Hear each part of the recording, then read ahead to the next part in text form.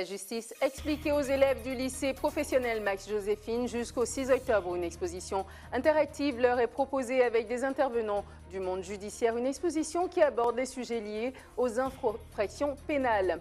Les destinations Antilles-Guyane s'exposent au 39e Salon international de l'industrie touristique. Une opportunité saisie par les comités du tourisme caribéen pour rassurer leurs tours opérateurs après les récents épisodes cycloniques. Enfin, la journée nationale des sports scolaires. C'est aujourd'hui occasion pour le recteur d'académie de mettre à l'honneur les jeunes sportifs du collège Omeba Tobo de Kourou. Nous y reviendrons dans ce journal.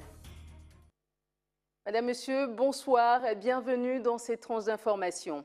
Pour ouvrir ce journal, la ministre des Outre-mer annonçait hier à l'Assemblée nationale la baisse des APL ne touchera pas. La baisse des APL ne touchera pas les occupants des logements sociaux des Outre-mer dans la préparation du budget 2018. En plus de la diminution des 5 € mensuels des aides au logement, le gouvernement avait prévu une autre baisse des aides personnalisées au logement qui pourrait aller jusqu'à 50 €. Les Outre-mer devraient être dispensés de cette dernière amputation. Quant à la baisse de 5 €, elle est maintenue pour les Outre-mer.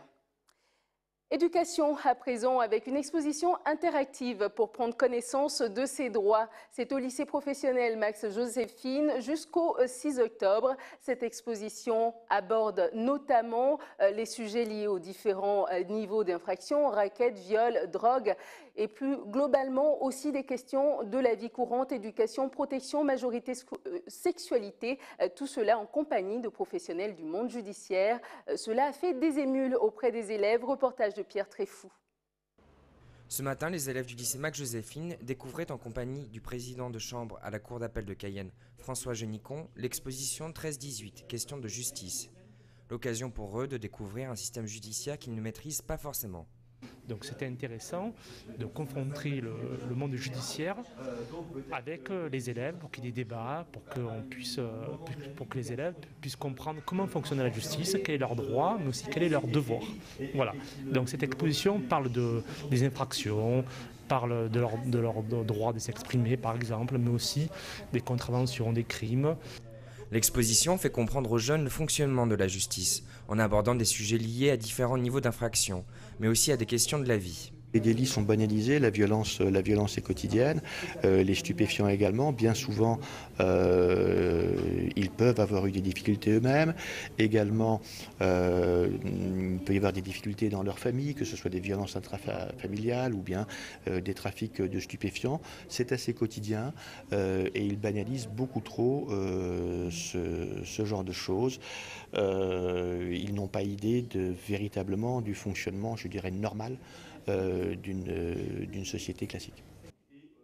Jusqu'au jeudi 5 octobre, le lycée accueillera tous les jours différentes personnalités du milieu judiciaire, de quoi susciter de nouvelles vocations chez les jeunes. Ça nous apprend beaucoup de choses, c'est un jury ça, c'est un jury. Il nous apprend beaucoup de choses et je vais l'apprendre. Plus tard je vais faire gendarme aussi, donc gendarme réserviste, je vais commencer l'année prochaine.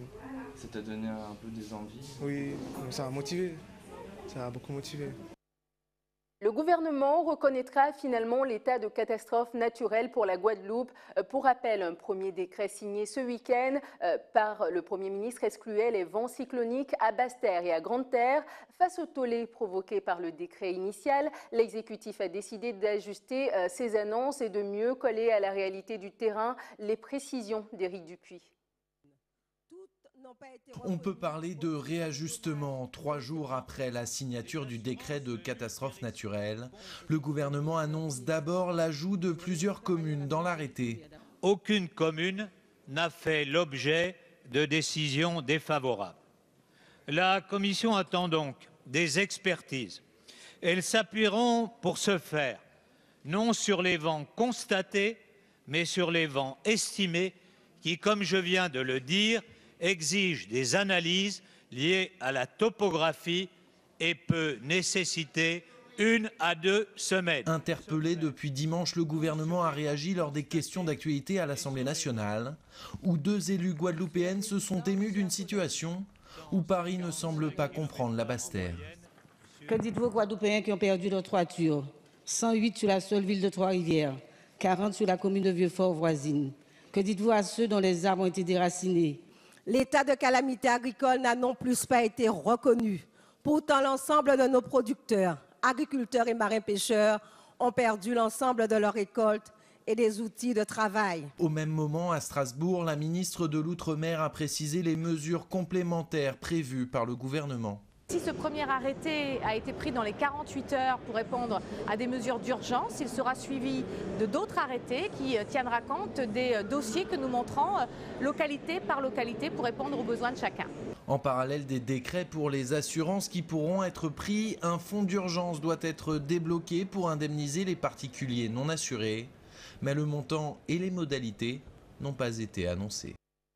Depuis le passage de Maria à proximité des côtes de Guadeloupe, dans les zones impactées de la côte de Sous-le-Vent, beaucoup de familles vivent encore dans des conditions difficiles, sans eau, sans électricité. Leur quotidien raconté dans ce reportage de nos confrères d'ATV Guadeloupe. Robert et Katie usent de tous les moyens pour ne pas perdre toutes leurs denrées périssables. Conserver la viande dans de la glace ou encore faire cuire les aliments pour les garder plus longtemps.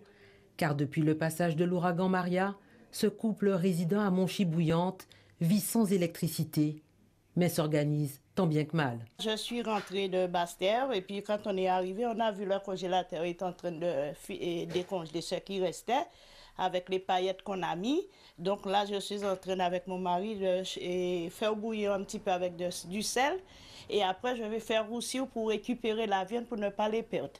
En fait, tout n'est rien. C'est attendre, nous va bien la ou passer en racheter des morceaux de viande pour manger. Et comme moi, il faut attendre. Hein? Alors, on va faire la vie, il n'y a pas de problème dans ce business-là. Nous découtons bien mauvais qui nous, en tout cas. Mais nous croyons que nous bon. Nous croyons toujours. Toute poubelle là, toute bitin là. Mais on va attendre. Une situation que l'on retrouve un peu partout dans le secteur. L'objectif est de survivre avec peu jusqu'au retour de l'électricité. Là, nous sortis acheter des morceaux et laudon parce que tout ça nous tenait en frigidaire, nous presque gâté, enfin pas presque mais gâté. Donc ça, on trouve en boutique à côté nous là, c'est laudon, pas ni mori, pas ni de l'eau. Donc c'est en misère pour nous. Mais nous avons vivre misère nous parce que c'est vrai que ça a rappelé moi papa moi il t'a dit tini pas veut dire j'ai manqué. Tout ça y en frigidaire là bon moi si personne tini en salé. Avant de mettre là, on dit bon, manger. On a des petits poissons, on a des petits morceaux de viande, bœuf, alors salé, avant de mettre là. Et là, demain matin, on dit qu'on tire viande en celle-là. Et on peut prendre ni sec, on peut mettre en manger moins, pour en manger. On ne peut pas faire différemment, c'est ça et nuit. Les travaux de réparation des différents réseaux, eau, électricité, téléphone, avancent rapidement, mais pas assez au goût de la population qui s'impatiente. Le monde agricole est toujours sous le choc après le passage de l'ouragan Maria. Aujourd'hui, les exploitations sont à l'arrêt et le retour à la production n'est pas prévu avant plusieurs mois. Les professionnels du secteur ont tenu ce matin une conférence de presse à la Chambre d'agriculture. Leur questionnement, quel type d'action mener pour se faire entendre des décideurs? Reportage de Linda Kayersi. Ce matin, l'heure est au compte pour le monde rural. 2014 à 2015, production détruite par la sécheresse. 2016, production dévastée par la tempête Matthew. Et aujourd'hui, en 2017, l'ouragan Maria. Aujourd'hui, nous avons rassemblé l'ensemble des syndicats agricoles qui sont présents dans la salle afin que nous puissions trouver une entente de plateforme de revendication et l'amener jusqu'au bout pour pouvoir définir au niveau d'une politique agricole et désenclaver l'urgence qui se trouve pour les agriculteurs parce qu'il y en a beaucoup à faire. Difficile donc, sans fonds de roulement, des dettes sociales ou encore fiscales, d'assurer la reprise d'une activité. À la limite, peut-être désenclaver cette partie-là, voir comment pour pouvoir faire un appel, un guichet unique urgence pour pouvoir mettre en place pour les agriculteurs puissent bénéficier de ces avantages au point de vue administratif. Il n'y a pas d'agriculteur qui s'est assuré en Guadeloupe. OK? Parce que ça n'existe pas. Qui c'est qui l'a défendu aujourd'hui? Ça n'existe pas. Alors je veux savoir, qu'est-ce qui existe? L'assurance responsabilité civile. Alors ça, nous allons voir comment ils vont débattre ça. Il faut pas peur de le dire. Là, nous avons beaucoup de carences et ça mène à réfléchir. Et pour répondre à toutes ces interrogations, ils ont fait appel à un avocat. Objectif, mettre les élus mais aussi l'État face à leurs responsabilités. Et bien sûr, être indemnisés à la hauteur des préjudices causés par les intempéries. Il faut être en présence d'un acte de refus, de mise en œuvre. Il y a des délais.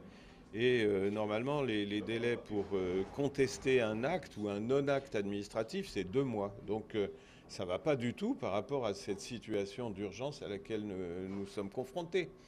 Et donc il va falloir réagir autrement pour obtenir des réponses éventuellement négatives des autorités et pour ensuite repartir à l'attaque et demander réparation de tous les préjudices que du fait de cette calamité naturelle monstrueuse qu'on vient de vivre, qui s'appelle Maria, chaque agriculteur puisse obtenir réparation. Dans les prochains jours, ces agriculteurs remettront un cahier de doléances aux élus et à l'État. La solidarité envers les sinistrés des récents ouragans se poursuit en Guyane. Le collectif Haïti et le SAMU social organisent des collectes de vêtements et de nourriture à partir du vendredi 29 septembre. Les détails avec Joachim Yassine, président de l'Association des usagers de la santé, au micro de Pierre Tréfou. Les associations caritatives, d'une façon générale, se mobilisaient pour ce type d'événement. Mais là, face à l'ampleur de la catastrophe, les dégâts qu'ils laissent après eux, ces cyclones-là, eh bien, la mobilisation a dû donc s'étendre davantage. Donc, au niveau des autres associations culturelles et des associations d'éducation populaire, d'une façon générale. Nous avons même des associations à caractère folklorique qui font des activités folkloriques qui se sont joints donc au collectif pour pouvoir donc mener à bien les actions de solidarité. Il y a une grande collecte, enfin une collecte grand public qui a débuté depuis le 11 septembre dernier, au lendemain donc du passage du premier cyclone Irma. Et puis donc une super collecte qui sera organisée à partir de ce week-end-là, du vendredi 29 septembre, et qui va se poursuivre jusqu'au mercredi 11 octobre 2017 sur l'ensemble du département, plus exactement. Ces collectes donc aura pour cadre, bien sûr, nous la faisons plutôt en partenariat avec le concours des grandes surfaces du département. Et puis ensuite, pour clôturer cette campagne de collecte, eh bien, il y aura ce que nous appelons une randonnée humanitaire qui débutera donc, qui partira d'Apatou, de la commune d'Apatou, et qui va donc s'arrêter à chaque commune pour pouvoir collecter les dons que la population de ces communes-là aura collectés en faveur des populations sinistrées.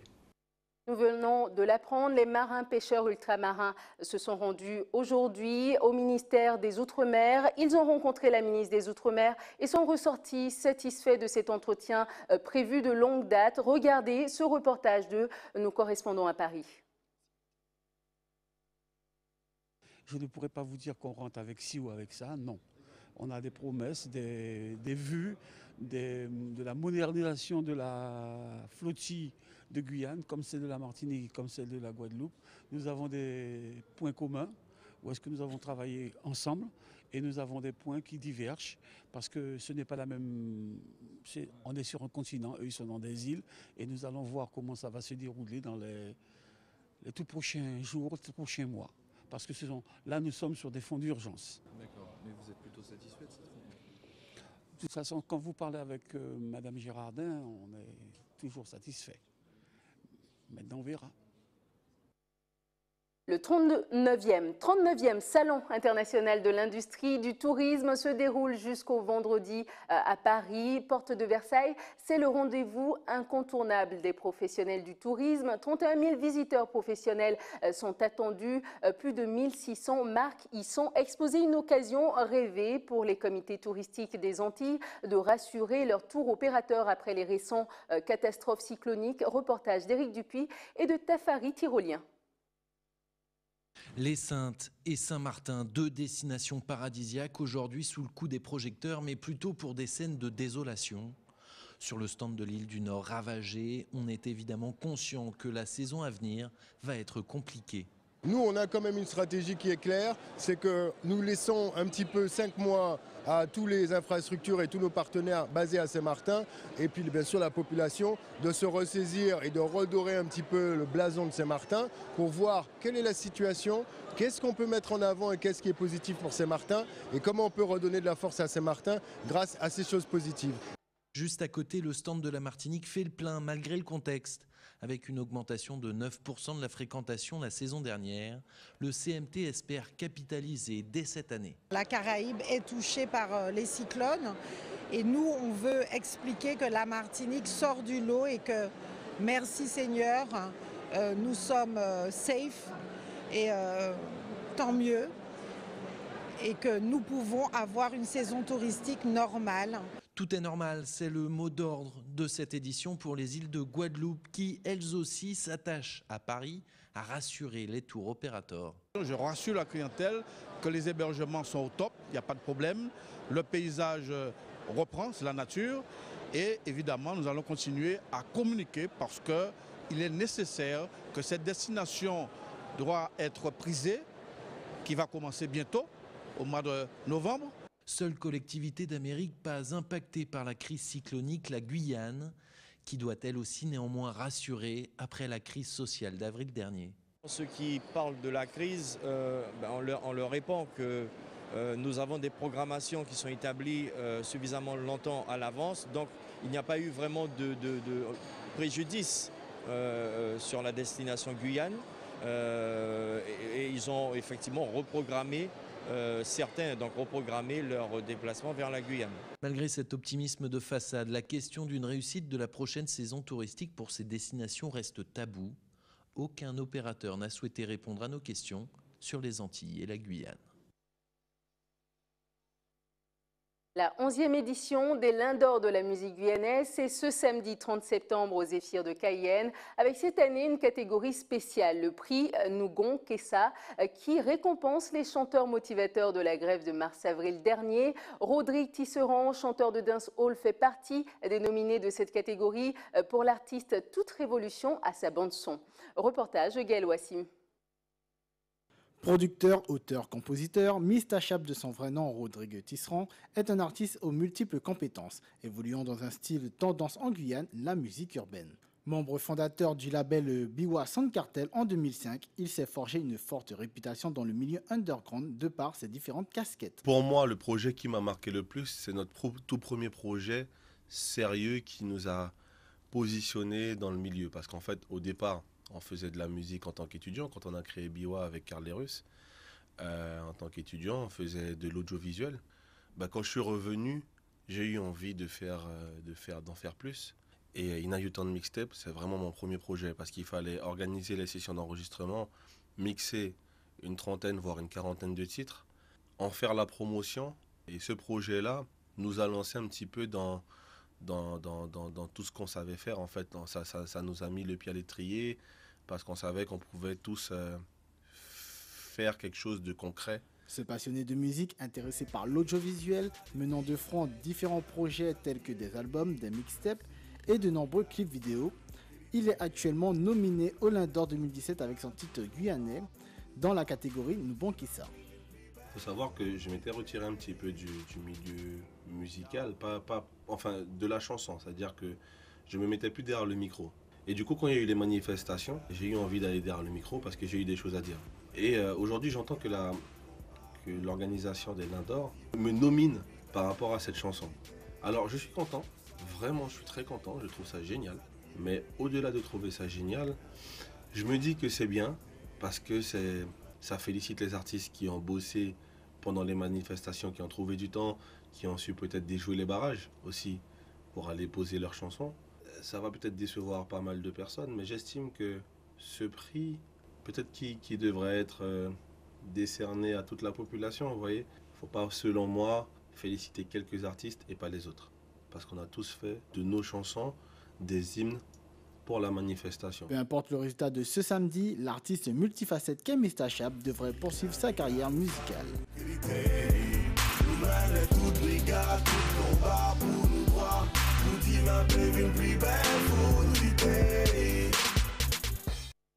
Aujourd'hui, Aujourd'hui, c'est la journée nationale du sport scolaire. La Guyane compte 1 millier d'adhérents dans ses nombreuses associations sportives.